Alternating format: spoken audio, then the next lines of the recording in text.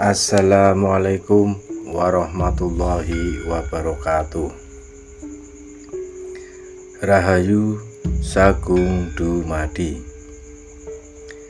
Keris Empu Gandring adalah senjata pusaka yang terkenal dalam riwayat berdirinya Kerajaan Singosari di Jawa Timur sekarang.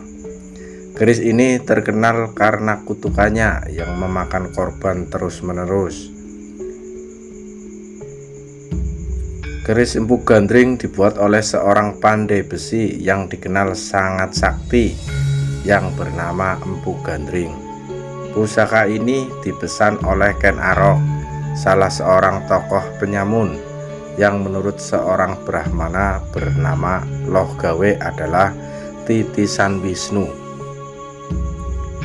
Ken Arok memesan keris ini kepada Empu Gandring dengan waktu 1 malam saja, yang merupakan pekerjaan hampir mustahil dilakukan oleh para empu.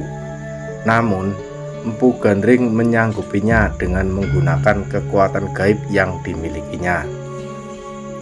Bahkan kekuatan gaib tersebut ditransfer ke dalam keris buatannya itu untuk menambah kemampuan dan kesaktian keris tersebut.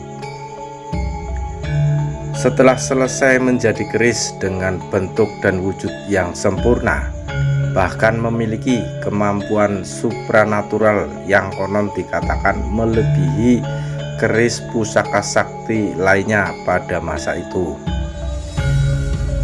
Empu Gandring menyelesaikan pekerjaan yang membuat sarung keris tersebut.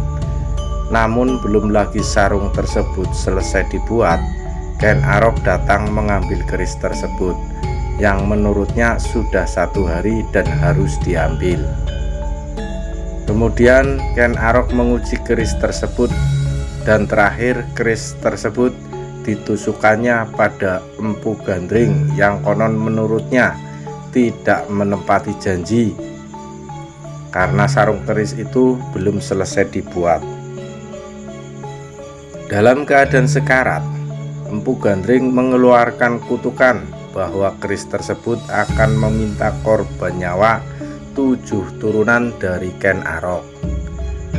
Dalam perjalanannya, keris ini terlibat dalam perselisihan dan pembunuhan elit Kerajaan Singosari, yaitu terbunuhnya Tunggul Ametung. Tunggul Ametung, kepala daerah Tumapel yang saat itu menjadi bawahan dari Kerajaan Kediri pada masa pemerintahan Kertajaya yang bergelar Dandang Gendis atau raja terakhir Kerajaan Kediri. Tumapel sendiri adalah pecahan dari sebuah kerajaan besar yang dahulunya adalah Kerajaan Jenggala yang dihancurkan oleh Kediri, di mana keduanya awalnya adalah satu wilayah yang dipimpin oleh Airlangga.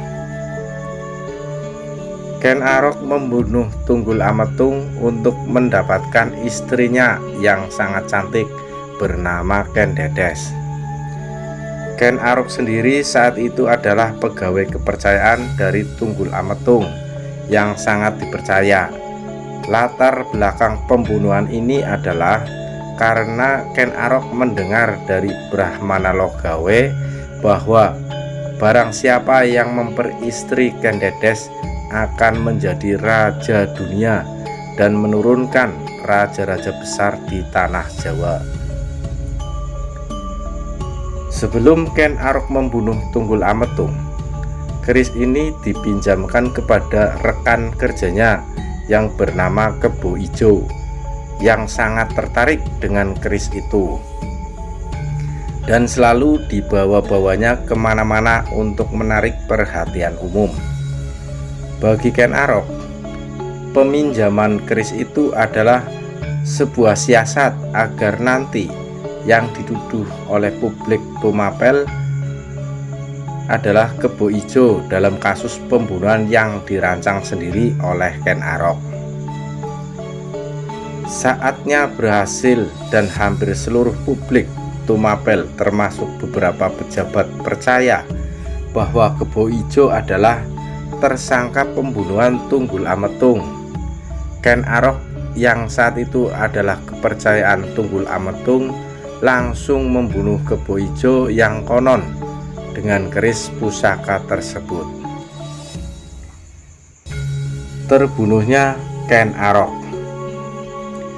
Setelah membunuh Tunggul Ametung, Ken Arok mengambil alih jabatannya dan memperistri Ken Dedes yang saat itu sedang mengandung, dan juga Ken Arok memperluas pengaruh Tumapel sehingga akhirnya mampu menghancurkan kerajaan Kediri, dan Ken Arok sendiri akhirnya mendirikan kerajaan Singosari dan menjadi raja pertama kerajaan Singosari.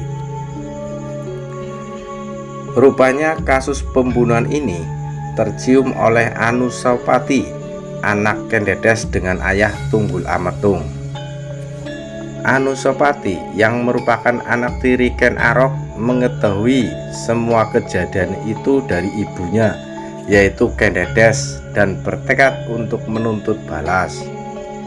Anusapati akhirnya merancang pembalasan pembunuhan itu dengan menyuruh seorang pendekar sakti kepercayaannya dengan nama Ki Pengalasan. Pada saat menyendiri di kamar pusaka, Ken Arok mengamati pusaka kerajaan yang dimilikinya.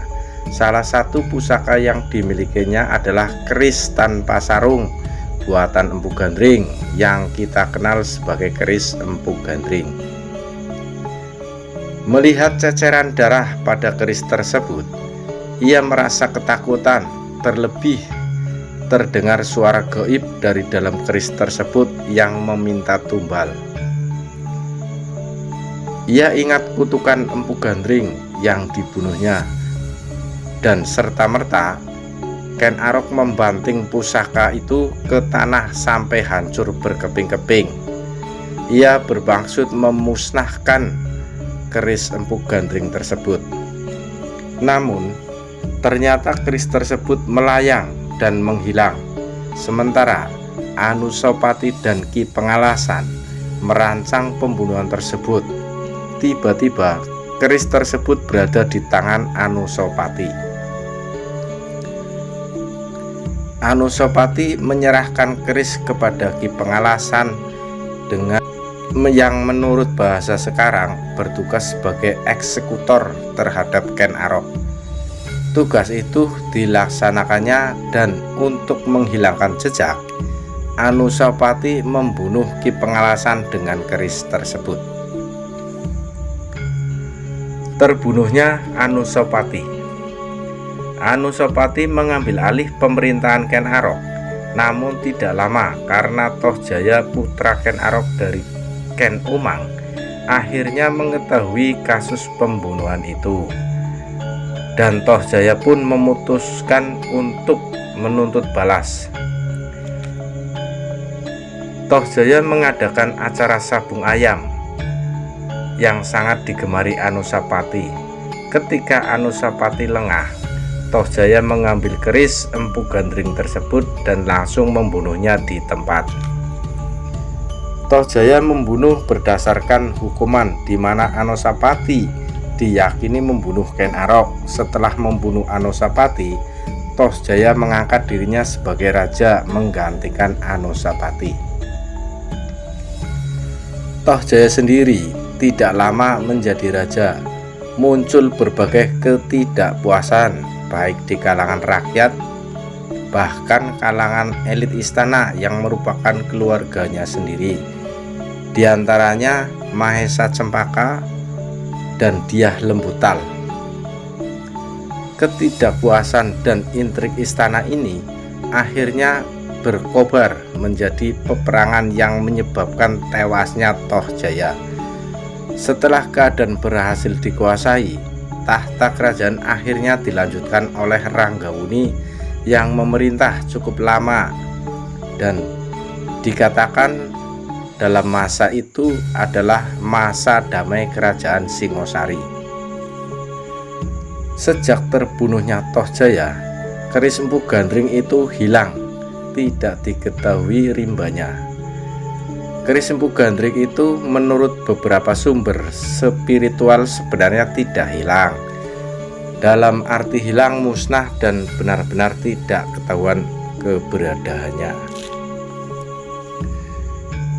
Di akhir hayatnya, di ujung keris buatannya sendiri, Empu Gandrik mengutuk Ken Arok bahwa keris itu akan menelan korban 7 turunan dari Ken Arok.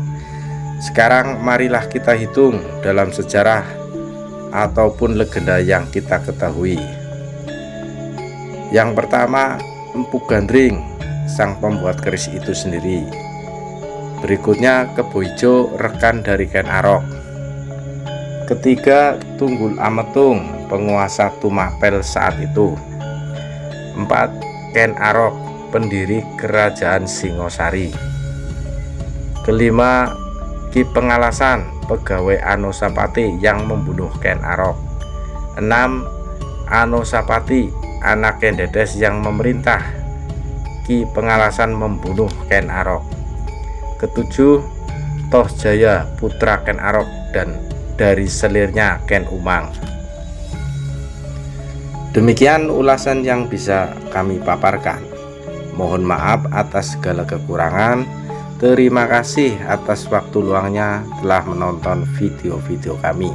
Semoga bermanfaat dan menambah wawasan bagi pemirsa yang budiman.